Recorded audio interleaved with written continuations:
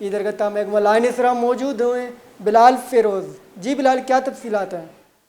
جی بالکل، کچھ روز قبل جو بلوچستان ہائی کورٹ ہے اس میں ایک آئینی درخواست پیش کی گئی تھی، جس میں درخواست گزار نے اپوزیشن لیڈران جو بلوچستان کے ہیں، اس کے علاوہ وزیر اعلیٰ مشیران اور پارلیمانی جو سیکرٹریز ہیں ان کو سرکاری گاڑیاں جو الاٹ کی جاتی ہیں اس کے خلاف، اور صوبائی اراکین صوبائی اسمبلی اور دیگر کو سرکاری گاڑیاں جو ملکیت کی بنیاد پر جو فراہم کی جاتی ہیں اس کو چیلنج کرتے ہوئے کہا کہ یہ منصوبہ جو ہے قومی خزانے پر غیر ضروری بوجھ کا سبب ہے.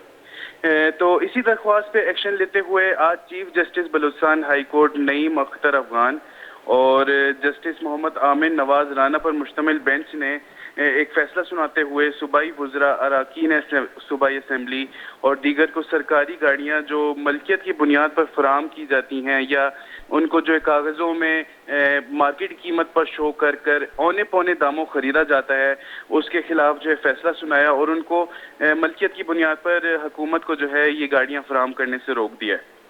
اور عدالت نے جو ہے سیکرٹری صوبائی assembly, chief secretary S N G A D اور ایڈیشنل ایڈوکیٹ جنرل کو نوٹس جاری کرنے کا حکم دیتے ہوئے آئندہ پیشی تک ایسے منصوبوں پر جو ہے عمل درآمد مزید کرنے سے گریز کرنے کا حکم دیا ہے. جی بلال, ہمیں یہ بھی بتاتے جائیں کہ یہاں اس کیس میں درخواست گزار کون تھے؟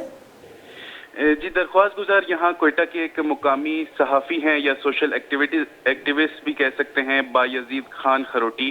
انہوں نے جو ہے یہ درخواست دائر کی تھی عدالت میں. جی بہت شکریہ بلال, ہمیں تفصیلات سے آگاہ کر رہے تھے. بلوچستان ہائی کورٹ نے بڑا فیصلہ کر دیا. بلوچستان ہائی کورٹ نے نیمگا چھے صوبائی باس کو وزیرہ سرکاری گاڑی ملکیت بنیادہ دے گا چھے داشتاگ.